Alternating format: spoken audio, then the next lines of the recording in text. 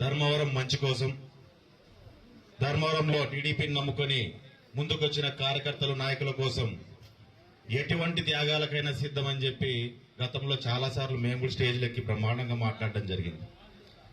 కానీ ఈరోజు మన ధర్మవరం కోసం, మన కార్యకర్తల కోసం, మన నాయకుల కోసం ఓ చిన్న త్యాగం చేయాల్సి వచ్చి దానికైనా సిద్ధమై మన వాళ్ళు బాగుపడతారంటే దానికి కూడా సిద్ధమై ముందుకు రావడం జరిగింది.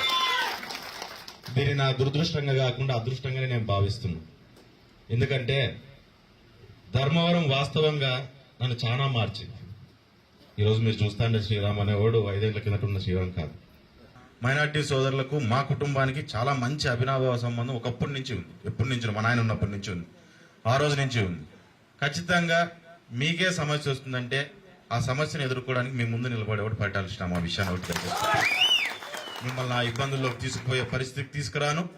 ఒకవేళ సమస్య వచ్చిందంటే నన్ను దాటి మీద వరకు రావాలనే విషయాన్ని దయచేసి మీరు గుర్తుపెట్టుకోవాలా, 10 మందికి చెప్పాలని కూడా మీకు అందరికీ నేను తెలియజేస్తున్నాను. ఈ రోజు ఏ రకంగా అయితే తెలుగుదేశం గవర్నమెంట్ ఉండి ఇక్కడ తెలుగుదేశం ఎమ్మెల్యే ఉంటే ఏ రకంగా మనం ముందుకు పోతామో దారే రకంగానే రేపు పొద్దున కూడా మనం ముందుకు పోబోతున్నాం.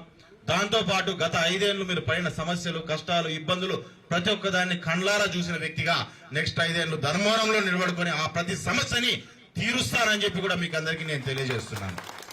ఈరోజు వైఎస్ఆర్ కూడా చాలా మంది మాట్లాడుతుంటారు, నెమ్మది బయటకు వచ్చినారు. గత 4 రోజులు గ్యాప్ పడింది కదా, బాగా గ్యాప్ పడింది కాబట్టి బయటకు వస్తున్నారు, బయటకు వచ్చి మాట్లాడుతున్నారు, ఎగురుతున్నారు, లేస్తున్నారు, మళ్ళీ కూర్చున్న కూడా పైకి లేబట్టినారు. కానీ ఒక విషయం వాళ్ళకి బాగా చెప్పండి. మీరంతా తెలిసిన వాళ్ళు ఉంటారు కదా ఊర్లో, ఒక విషయం ఏం చెప్పాలంటే మీరంతా రే సత్యకుమార్ కాదురా వెనకల శ్రీరాముని కూడా చూడండి అని చెప్పారు. ఆయన కాదు, ఆయన ఒకనే కాదు, ఆ వెనకల శ్రీరామ్ కూడా ఉంటాడు, అతన్ని కూడా మళ్ళీ ఇంకోసారి ఆయన కూడా చూడండి. రేపు పరిస్థితులు ఏ రకంగా ఉంటాయనేది మీరు కూడా జాగ్రత్త. దయచేసి కలిసి రండి, కలుపుకుంటాం. ఎదురుపోయినారా వ్యతిరేకమే, కొడతానంటే ఢీ కొట్టేకి సిద్ధంగా ఉంటామనే విషయాన్ని ప్రతి ఒక్కరు మీరు అందరూ కూడా చెప్పాలి. ఎందుకంటే ఆ సమస్యలు చూసినాం, ఆ పడిన ఇబ్బందులు చూసినా నేను.